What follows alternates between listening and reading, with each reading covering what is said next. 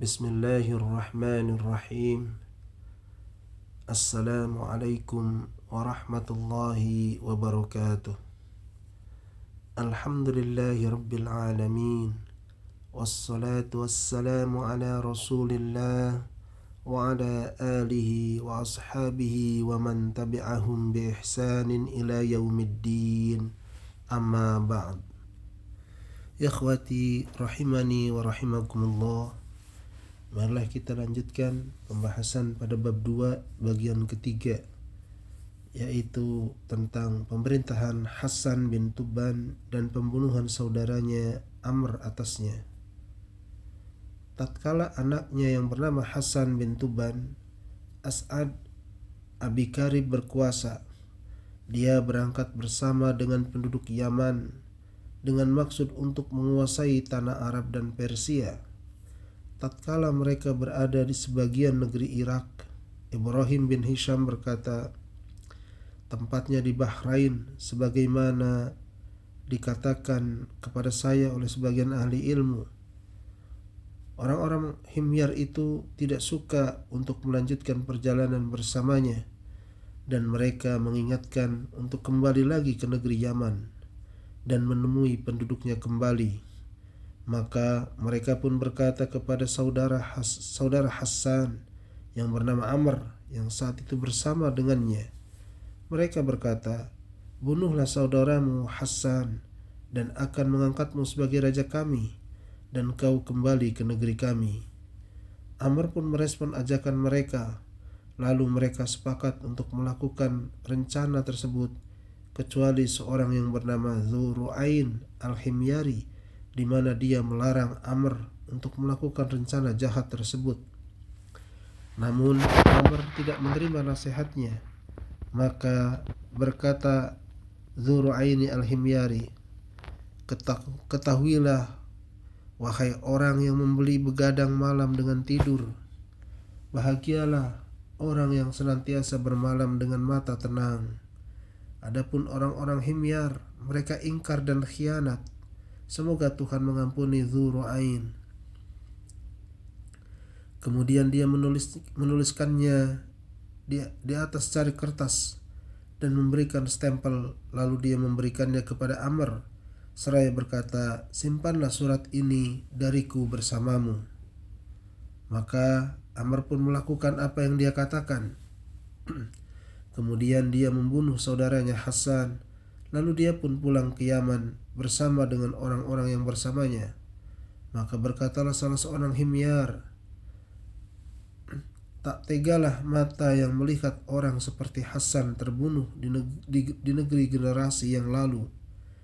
Seorang putra mahkota membunuhnya karena takut di penjara. Esok harinya mereka berkata, Labab, tidak apa-apa. Orang yang mati di antara kalian adalah orang yang terbaik di antara kita, dan orang yang hidup di antara kita adalah pimpinan kita, dan kalian semua pemimpin kami. Ibnu Ishaq berkata, ucapannya labab dalam bahasa Himyar berarti la ba'sa, tidak apa-apa. Sedangkan Ibnu Hisham menyebutkan, diriwayatkan bahwa bacaannya adalah libab, bukan labab.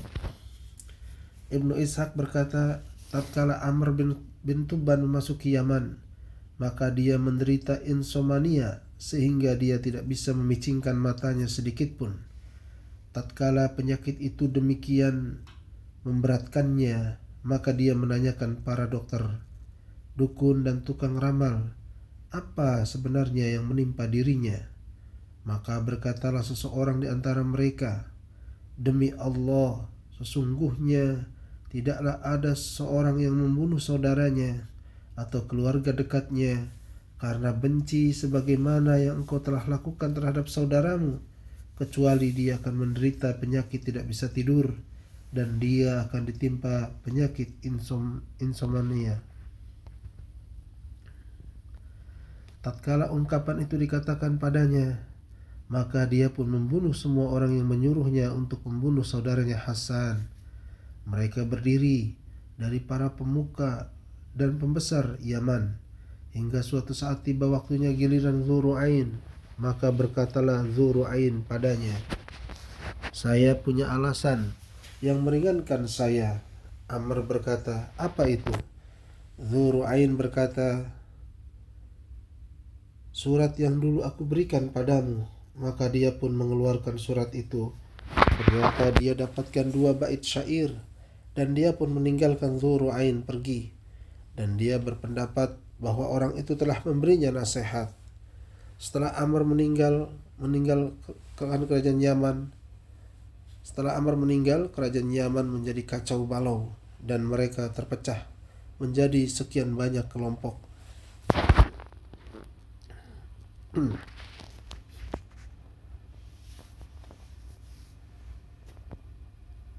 Lakhni'ah Dzi Sanatir mencaplok kerajaan Yaman. Seorang dari Himyar yang tidak memiliki hubungan dengan keluarga kerajaan yang bernama Lakhni'ah Yanub Dzu Sanatir mencaplok tahta kerajaan Yaman dan membunuh para pembesarnya dan membuat keluarga kerajaan nelangsa.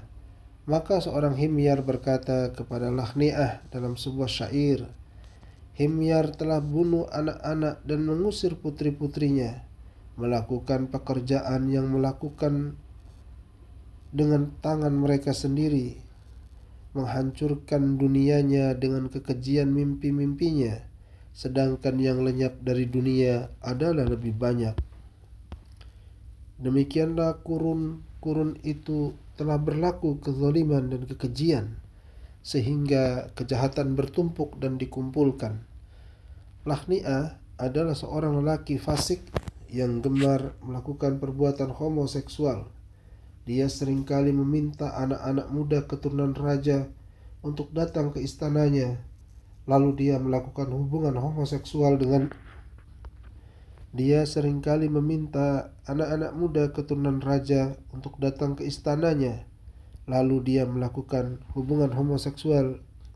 dengannya di sebuah kamar yang sengaja dia bangun untuk tujuan ini, agar mereka tidak menjadi penguasa setelahnya. Setelah itu, dari atas kamar dia melihat pada para pengawalnya dan pasukannya yang hadir di sana, dan dia mengambil siwak yang dia letakkan di mulutnya untuk memberi tanda pada mereka bahwa dia telah selesai melampiaskan hasratnya. Hingga pada suatu waktu dia mengirimkan seseorang untuk memanggil Zur'ah Dzu Nuwas bin Tuban As'ad, saudara Hasan.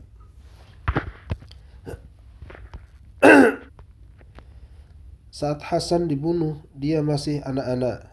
Kemudian dia tumbuh menjadi seorang remaja yang ganteng, gagah, cerdas, dan berkarakter budiman. Tatkala utusan itu datang menemuinya, dia pun menyadari apa yang bakal terjadi. Maka dia pun mengambil sebilah pisau tajam kecil yang dia simpan di antara kedua kaki dan sandalnya. Kemudian dia mendatanginya dan berdua dengannya. Saat itulah dia melompat dan menikamnya. Lalu dia menekuk dan membunuhnya. Lalu dia penggal. Lalu dia letakkan kepala itu di jendela yang menjadi tempat dia melihat para orang-orangnya di bawah. Dzu Nuwas meletakkan siwak di mulut orang Lakhni'ah. Kemudian dia keluar ke tengah manusia. Maka mereka pun berkata padanya, wahai Dzu Nuwas, basah ataukah kering? Maka dia pun menjawab, tanyakanlah pada kepala itu. Maka mereka pun melihat ke jendela, dan mereka pun melihat kepala Lakhni'ah telah terputus. Maka mereka pun bergegas menyusul Dzu Nuwas, hingga akhirnya terkejar.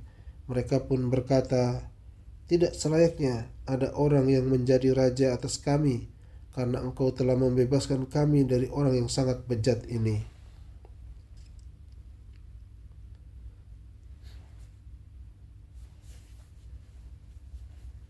Walhamdulillah.